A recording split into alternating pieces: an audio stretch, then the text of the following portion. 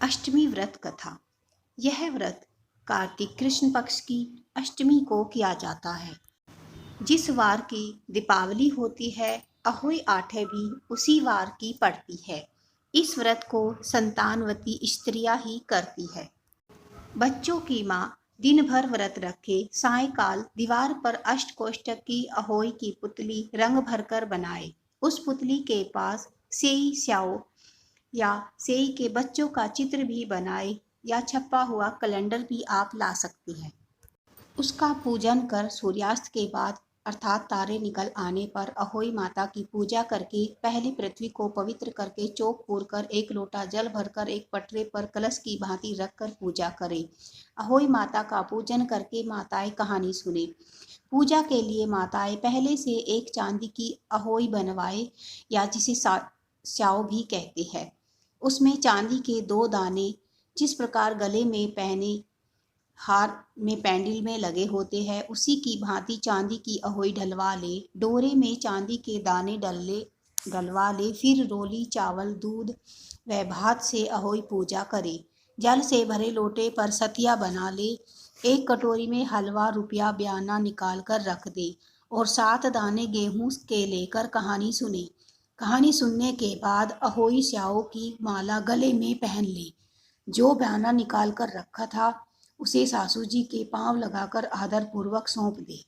इसके बाद चंद्रमा को अर्घ्य देकर स्वयं भोजन करे। दीपावली के बाद किसी भी शुभ दिन अहोई को गले में उतारकर उस पर गुड़ का भोग लगाकर जल का छींटा देकर मस्तक झुकाकर रख दे। जितने बेटे हैं उतनी बार, जितने बेटों का विवाह हो गया है उतनी बार चांदी के 2-2 दाने अहोई में डालते जाए। ऐसा करने से अहोई माता प्रसन्न होकर बच्चों की दीर्घायु कर घर में नित नए मंगल करती रहती है। इस दिन पंडितों को पेठा दान करने से शुभ फल की प्राप्ति होती है। अहोई व्रत कथा शुरू। एक नगर में साहूकार रहा करता था। उसके 7 बेटे थे। एक दिन उसकी स्त्री खदान से मिट्टी खोदने के लिए गई। मिट्टी खोदने लगी, वहीं सेई की मांद थी। ज्यों ही उसने कुदाली मारी त्यों ही सेही के बच्चे को कुदाली जा लगी। सेही के बच्चे को घातक चोट से सदा के लिए सो गया। इसके बाद जब उसने कुदाल को स्याओ के खून से सना देखा तो उसे सेही के बच्चों के मर जाने का बड़ा दुख हुआ, किंतु वह विवश थी क्योंकि वह यह कार्य अनजाने में हो गया था। इसके बाद वह बिना मिट्टी लिए ही खेद करती हुई अपने घर आ गई। उधर जब से ही अपने घुरकाल में आई तो अपने बच्चों को मरा हुआ देखकर नाना प्रकार से विलाप करने लगी और ईश्वर से प्रार्थना की, जिसने मेरे बच्चों को मारा है वह भी इसी प्रकार कष्ट को भोगे।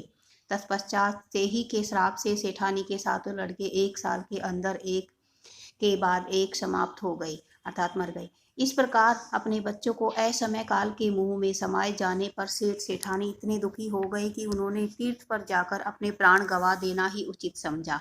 इसके बाद वे घर छोड़कर पैदल ही किसी तीर्थ की ओर चल दिए।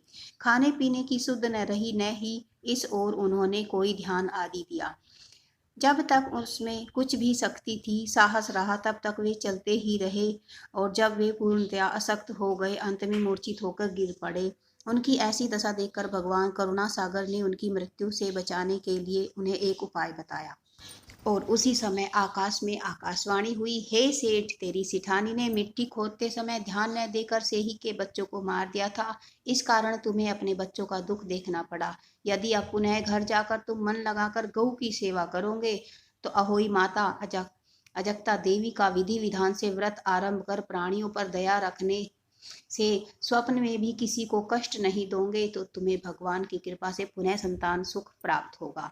इस प्रकार आकाशवाणी सुनकर सेठ सेठानी कुछ आशान्वित हो गए और भगवती देवी का स्मरण करते हुए घर को लौट आए। इसके बाद उन्होंने श्रद्धा भक्ति से केवल अहोई माता का व्रत अपितु गौ की सेवा भी करना आरंभ कर दिया। जीवों पर दया भाव रखते हुए क्रोध और द्वेष का सर्वथा परित्याग कर दिया। ऐसा करने के पश्चात भगवान की कृपा से सेठ सेठानी को 7 पुत्रों वाले अगणित पुत्रों सहित संसार में नाना प्रकार के सुखों को भोगकर स्वर्ग को प्राप्त हुए। अहोई अष्टमी की जय। जो भी माताएं बहनें अहोई अष्टमी का व्रत करें उनको संतान सुख की प्राप्ति हो, उनकी मनोकामनाएं पूर्ण हो। अहोई अष्टमी की हार्दिक शुभकामनाएं।